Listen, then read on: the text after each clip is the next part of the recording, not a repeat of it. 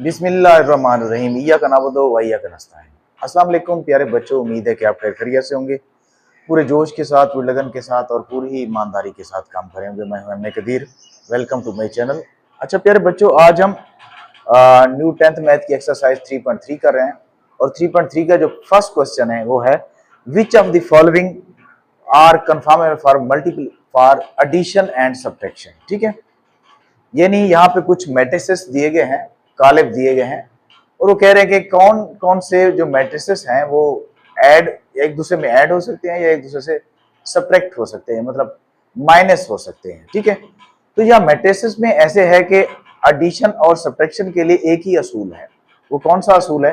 अगर दो मैट्रिसेस हैं या दो से ज्यादा मैट्रिसेस हमारे पास है, मैट्रिक्स हैं या कालेब हैं, तो उनको अगर हम जमा करना चाह रहे हैं या ऐड करना चाह रहे हैं तो उनका जो ऑर्डर है वो सेम होना चाहिए, मतलब उनमें number of rose and number of columns जो है वो बराबर होने चाहिए, एक जैसे होने चाहिए। ठीक है, अगर ऐसा है तो फिर हम उनकी कोरेस्पोंडिंग एंट्रीज जो होती हैं उनको हम ऐड और सब्ट्रैक्ट कर सकते हैं। ठीक है, तो हमने जस्ट इसमें यही बताना है कि इसमें कौन कौन से मैट्रिसेस हैं जिनको हम सब्ट्रैक्ट कर सकते हैं या ऐड कर सकते हैं। अब देखें यहाँ पे ए को देखें और डी को देखें। या ए में ए का जो मतलब ऑर्डर है वो देखो 2 रोज है 2 कॉलम है, 2 बाय 2 है। इधर डी को देखें, इसका भी 2 रोज एंड 2 कॉलम है, तो ये भी 2 बाय 2 है। तो लिहाजा ए और डी का जो ऑर्डर है वो सेम है, तो लिहाजा ये एक दूसरे के लिए कंफर्मेबल है। ठीक है, मल्टीप्ली मतलब इनमें इनको हम ऐड भी कर सकते हैं, सब्ट्रैक्ट भी कर सकते हैं। तो हम यहां लिख लेंगे A and D R conformable for addition and subtraction।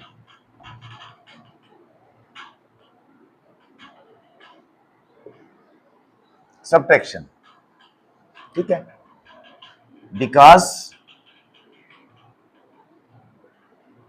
they have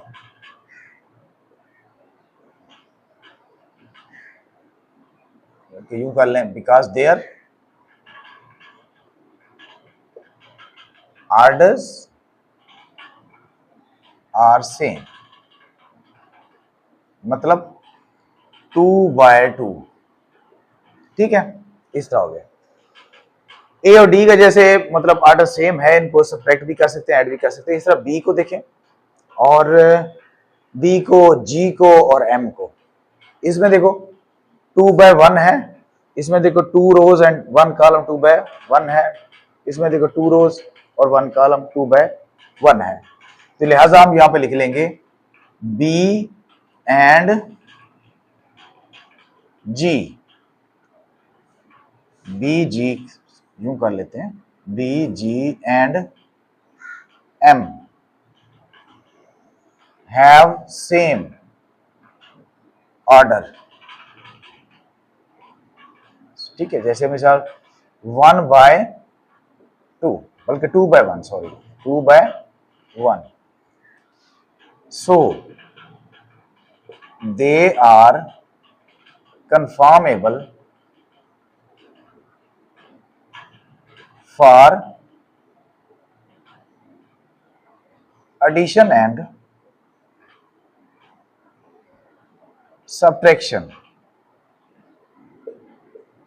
ठीक हो गया, मतलब इनका भी ऑर्डर सेम है। अब इस तरह देखते हैं सी एफ, सी और एफ को देखें, ये भी ऐसे है। यहां पे लिख लेंगे सी एंड एफ हैव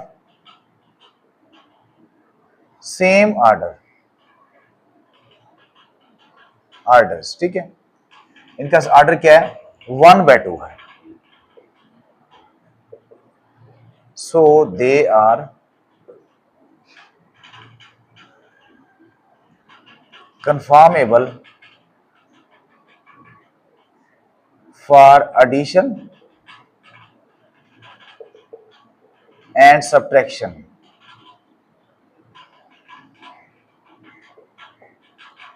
तो ये हो गया। अब यानी सी भी हो गया। अब देखो ई को देखते हैं, ई को देखें और एच को देखें। तो यहां देखो ई और एच वन बाय वन का ऑर्डर होता है, यानी इनका वन बाय वन का ऑर्डर है, ठीक है। E and H have same order, so they are conformable for addition and subtraction। तो इतना सा क्वेश्चन था ये, यानी इसका था वन बाय वन, सॉरी मैं ऑर्डर लिखना भूल गया, तो वन बाय वन इनका ऑर्डर है, ठीक है। तो ये हमारा क्वेश्चन इतना सा था, ये हो गया। अब इसके बाद सेकंड क्वेश्चन करने की कोशिश करते हैं। ये हमारे पास क्वेश्चन नंबर 2 है, और क्वेश्चन नंबर 2 में क्या है, इफ ये मैट्रिक्स है हमारे पास x इसके बराबर है, y इसके बराबर है और z इसके बराबर है, तो फिर नीचे कुछ दिए गए हैं। जैसे पहला पार्ट है हमारे पास x प्लस वाई, तो x प्लस वाई हमने फाइंड करना, बकायदा इसको ऐड करना है, ठीक है। अब देखिए यहाँ पे ये x प्लस वाई हम कर रहे हैं, तो x है तो पहले पहले x का मैट्रिक आ जाएगा, -1 -2 2 और प्लस y, y क्या है 1 2 3 4। इनको ऐड करते कैसे हैं, इनकी जो कोरेस्पोंडिंग एंट्रीज होती है ना, ये 1 को 1 में ऐड कर लेंगे, ये 1 प्लस 1, और -1 को इस 2 में प्लस 2, और फिर -2 को इसका कोरेस्पोंडिंग ये बन रहा है प्लस 3, और ये 2 प्लस ये वाला 4 आ जाएगा। तो इस तरह ये हमारे पास आ जाएगा 2 1 1 6। तो ये आ गया x plus Y is equal to, ठीक है। अब इसके पास सेकंड पार्ट है हमारे पास y plus 7z, second part है y प्लस 7z। अच्छा ये वाला जो है ना क्वेश्चन, जो है शॉर्ट क्वेश्चन के लिए बहुत ज्यादा है, शॉर्ट क्वेश्चन इसमें आएंगे। अब ये y है 1 2 3 4 और प्लस 7z 3 0 0 -2। अब करना क्या है कि z की जो मैट्रिक है उसको 7 से मल्टीप्लाई करना है, बस ये आ जाएगा 1 2 3 4 और plus 7 3s are 21 plus 7 0 0 7 0 0 7 2s are 14। तो ये आ गया 1 प्लस 21 और 2 प्लस 0, इसका कोरिस्पोंडिंग ये है, और फिर 3 प्लस 0 4 प्लस माइनस माइनस 14। तो इस तरह y प्लस 7z का जो रिजल्ट आएगा हमारे पास 21 और 1 22 हो जाएगा, और ये 2 प्लस 0 2 ही आएगा, 3 प्लस 0 3 आएगा, 4 माइनस 14 तो माइनस का 10 आ जाएगा। तो इस तरह हमारा ये थर्ड पार्ट भी हो गया। अब इसके बाद हम फोर्थ पार्ट इसका करते हैं, बल्कि सेकंड पार्ट हो गया, ठीक है। अब फोर्थ पार्ट करते हैं। अब फोर्थ पार्ट जो है हमारे पास है 4x माइनस z,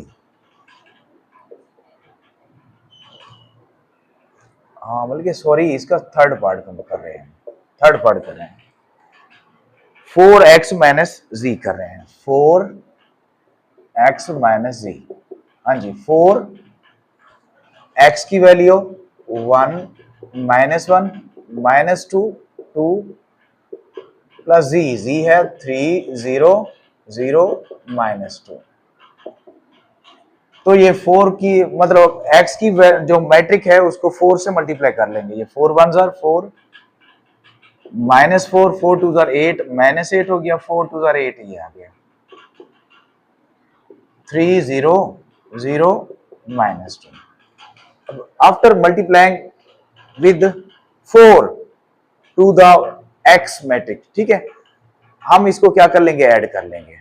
अब इसको ये 4 प्लस 3 आ जाएगा, -4 प्लस 0 -8 प्लस 0 और 8 प्लस माइनस 2।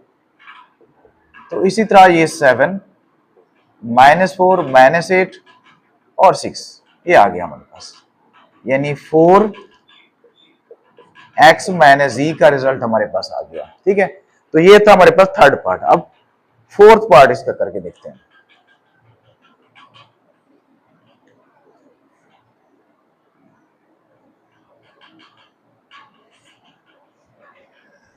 जी, फोर्थ पार्ट इसका क्या है? फोर्थ पार्ट है हमारे पास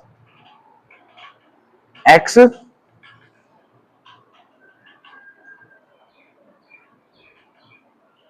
x plus 2y।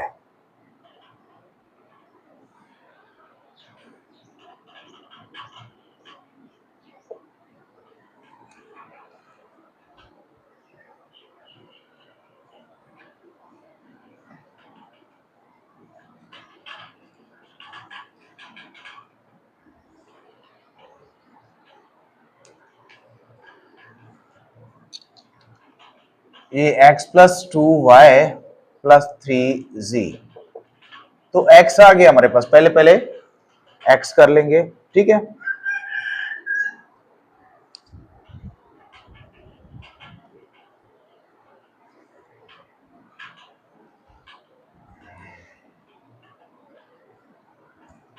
Fourth part कर रहे हैं हम इसका। x plus 2y plus 3z। x है, पहले पहले x का मैट्रिक 1 माइनस 1 माइनस 2 2 और प्लस 2y।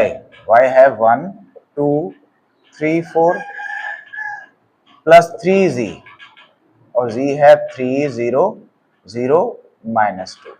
ऐसे अब देखो, ये तो वैसे ही आ जाएगा माइनस 2 2 और इसको 2 से मल्टीप्लाई कर लेंगे। 2 1 jar 2, 2 2 jar 4, 2 3 jar 6, 2 4 jar 8, 3 3 jar 9, 3 0 0, 3 0 0, 3 2 jar 6। तो अब हम इनको ऐड करते हैं। ये 1 प्लस 2 प्लस 9, 1 प्लस 2 प्लस 9। ठीक है, ये आ गया माइनस 1 प्लस 4 और प्लस 0।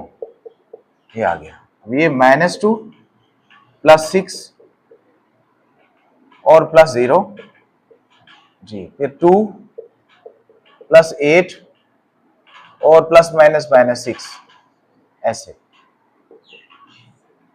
अब 3 और 12, 3 और 9 12 हो गया हमारे पास। 4 प्लस का माइनस का 1 तो प्लस का 3 आ गया, ये प्लस का 4 आ गया और यहाँ पे 10 10 में से 6 गया 4 आ गया। ठीक है, तो इस तरह हमारा ये जो है ये रिजल्ट आ गया। अब इसके बाद हम इसका नेक्स्ट पार्ट करते हैं।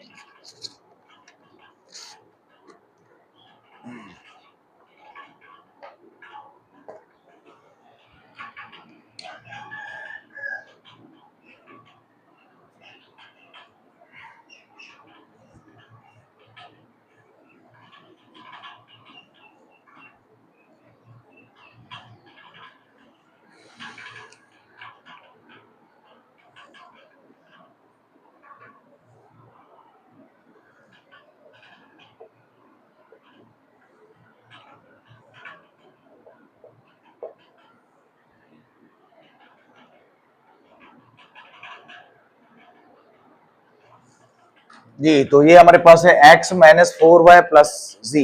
तो इसको करते हैं।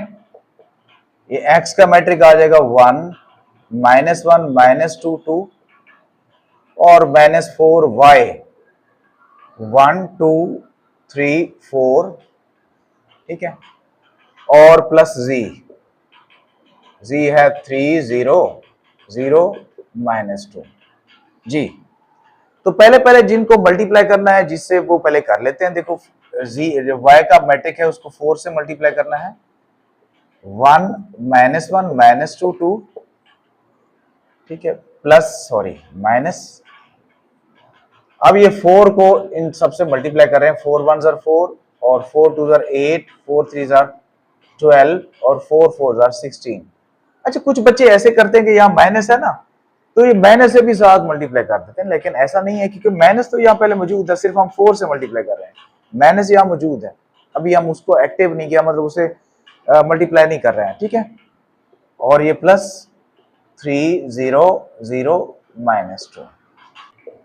तो देखिए 1 -4 इसका करस्पॉन्डिंग ये है और +3, फिर -1 और ये -8 और +0, -1 -8 और +0, फिर -2 -12 और फिर +0, ठीक है। ये 2 -16 और -2 +-2, तो ये आ गया हमारे पास जी। ये तो 0 आ जाएगा, ये प्लस का 4 माइनस का 4 हो जाएगा, माइनस का 9, ये -14 हो जाएगा और ये प्लस का 2 माइनस का 2, यहाँ माइनस का 16 आ जाएगा। तो इस तरह हमारा रिजल्ट आ जाएगा। उम्मीद है कि आपको समझ आई होगी। अब इसके बाद जो है नेक्स्ट करते हैं। नेक्स्ट हमारे पास है, चलें मैं यहाँ पे कर लेता हूँ, ये है आखिरी लास्ट पार्ट है हमारे पास, छोटा सा है, z माइनस z। अब z है हमारे पास, देखो 3 0 0 -2, 3 0 0 -2, तो देखो 3 -3 0 -0 0 -0 -2 -+2, तो इसका रिजल्ट क्या आएगा 0 0 0 0। तो नल मैट्रिक्स जो है हमारे पास, जीरो मैट्रिक्स, इसका जो है रिजल्ट आ जाएगा। उम्मीद है कि आपको समझ आई होगी। अब इसके बाद जो है एक और क्वेश्चन है हमारे पास, क्वेश्चन नंबर 3, वो करते हैं। ये क्वेश्चन नंबर 3 है। इसका डिमांड क्या है? इसका डिमांड है कि find the additive inverse of the following matrices. अब एडिटिव इनवर्स, एडिटिव होता है मतलब एडिशन से होता है, इनवर्स का मतलब उल्ट होता है। एडिशन का उल्ट क्या होता है? नेगेटिव ही होता है, ठीक है। तो हम यूं समझो कि नेगेटिव ऑफ मैट्रिसेस हम इसका कर रहे हैं। देखो P हमारे पास है, first part P is equal to 5 और -7, ठीक है। अब हम इनका मतलब एडिटिव इनवर्स कर रहे हैं, यहाँ माइनस लगा देंगे और इन सब की साइन चेंज हो जाएंगी। ये प्लस का 5 है, माइनस का हो जाएगा, माइनस का 7 है, प्लस का हो जाएगा, बस इतना ही है, ठीक है। अब नेक्स्ट है हमारे पास सेकंड Q, 9 और -3, तो ये -Q माइनस का 9 और ये 3, साइन चेंज करनी है जस्ट। और थर्ड है हमारे पास R, 2 -1 -2 3, इसका एडिटिव इनवर्स -R, सिर्फ साइन चेंज करनी है, -2 1, अच्छा 2 और -3, साइन चेंज हो जाएंगी। अच्छा दूसरा फोर्थ पार्ट है हमारे पास S, 1 0 0 1, तो -S -1 0 0 -1, क्योंकि 0 की कोई साइन नहीं होती, तो लिहाजा हमारा यानी तीसरा क्वेश्चन भी सॉल्व हो गया। उम्मीद है कि आपको समझ आई होगी जी। तो इंशाअल्लाह ताला नेक्स्ट लेक्चर में फिर मिलेंगे, तब तक के लिए अल्लाह हाफिज।